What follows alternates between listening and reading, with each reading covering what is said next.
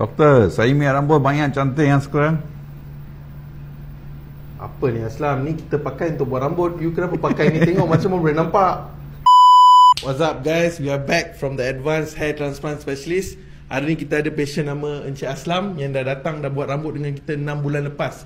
So hari ni kita nak tanya Encik Aslam apa experience dia dalam period 6 bulan ni, bila rambut dia tengah tumbuh, macam mana servis kita kat sini, and macam mana prosedur, digembira tak buat prosedur penanaman rambut ni. So Encik Aslam, take over.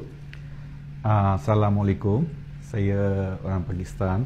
Mula-mula saya datang, saya takut jugalah kan. Tapi sudah tanam, servis banyak okey. Lepas 6 bulan macam banyak cantik saya punya rambut. Cukup.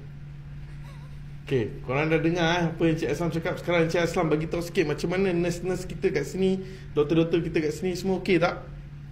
Semua doktor okey juga, nurse pun okey juga. Dia punya servis banyak bagus. Semua on time.